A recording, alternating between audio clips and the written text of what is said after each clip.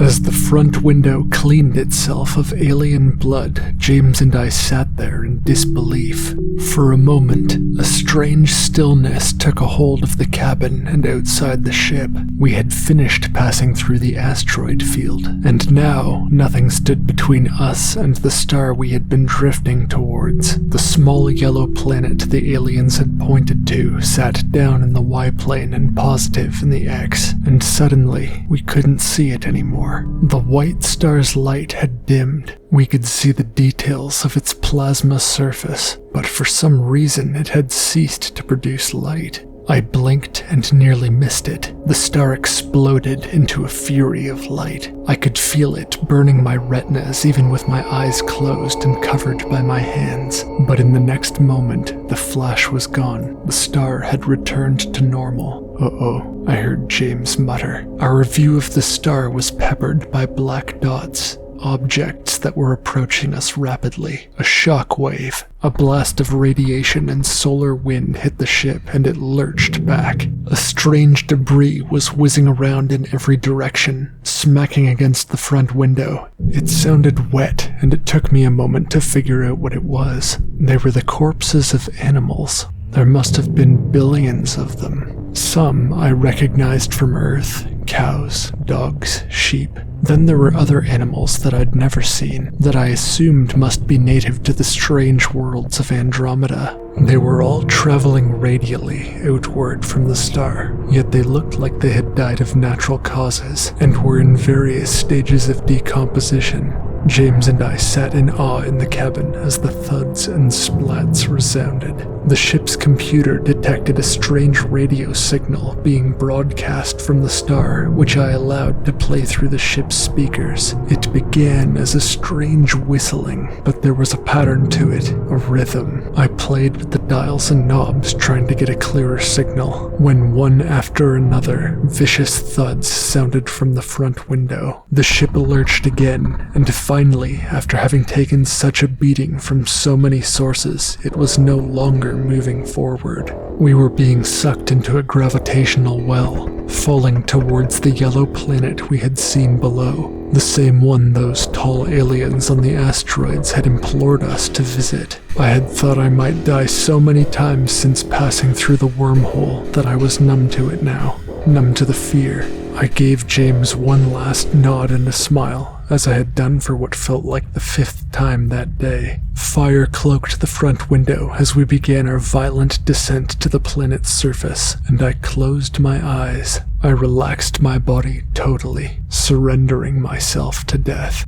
After some time falling, I opened my eyes. It was a desert world, populated by some structures to the west. We had already reached our terminal velocity, and now we were starting to slow down. Puzzled, I checked to see if the gravity drive was back online. Nope, still busted. Yet, some invisible force was allowing the ship to land safely. These creatures, although their tools looked primitive, it seemed we hadn't given their intelligence the credit it deserved. The ship landed, and I wasted no time getting out of my seat. What, you're just gonna go outside? James questioned me. Would you rather I just wait here and die? The drive still doesn't work. James seemed more worried than I was for once, but reluctantly followed me through the airlock into the breathable air. The star seemed so much brighter down here under the illuminated atmosphere than it had seemed in space, and its hot, white light was reflected nearly perfectly by the white sand under our feet. I was heading in the direction where I had seen the structures from higher up. James followed me silently, while nervously looking back at the ship from time to time. And to the west, the structures came into view. They were ruins, not unlike the ones we saw on Venus. My mind raced. It was that same Venetian civilization that had the technology to control wormholes. It was entirely possible that the people living on this planet, in this solar system in Andromeda, were either distant cousins or an offshoot of the civilization on Venus. James's panicked whisper sounded over my shoulder. I heard my name and turned around just in time to see what I can only describe as a portal closing near our ship. Standing beside it were two incredibly tall aliens. Although they were not the kind we had seen on the asteroids, I had never seen these before in my life. They wore robes, stood upright, and appeared sophisticated. I blinked and they were in front of us, another portal closing behind them. James turned to try to sprint away, but they caught a hold of his arm. They were speaking to him in a language I didn't understand, but I could tell he was being threatened. To my surprise, he replied to them in that same language. It seemed he'd learned a lot more than I realized while under the control of the Fervent One. One of the aliens began lifting James into the air by his throat, while the other searched his pockets. Adrenaline surged through my veins, and I forgot about my own helplessness. I charged toward the alien holding James, but before I could reach him, they had teleported again. Just 5 meters ahead of me, the alien that had been searching James's pockets had found what they were looking for. It was the triangular prism that James had used to manipulate the wormhole, and in the hands of this foreign creature, it was glowing. James's head dangled back awkwardly. He appeared unconscious. A feeling of doom crept into my heart, and I shook it off with a scream. I charged toward the alien holding the artifact and decked him in the face. To my surprise, he flew quite some distance. They must have been incredibly light for their size. The alien holding James's neck released him and rushed over to the side of his comrade. They gazed back at me and I readied myself for retaliation. But unexpectedly, they gave up their pursuit, disappearing through yet another portal. I dragged James's unconscious body under the shade of a boulder and placed the artifact within my own pocket for the time being. I grabbed some water from the ship, and when I returned, James was conscious. What happened? He asked. Some aliens came looking for the artifact of Venus, I explained to him. They did a number on you, but I think I scared them off, and I got the artifact back. No, I know, but I'm asking what happened to you. What? I looked down at my arms. My veins were black and protruded from them. I touched my neck and my face. Same story there as well. They looked exactly how they had when that space worm was growing in my lung those many months ago. I don't know, maybe they did something to me? I tried to rationalize, but James's veins appeared as normal, and he had had much closer contact than I. The ship still has power, right? Shouldn't you go to the medbay? James asked. I don't know. I feel fine. I think we need to find those creatures from the asteroids. I think they brought us here for a reason. I think they caused that strange barrage of corpses from the star. You trust those aliens? James asked mockingly.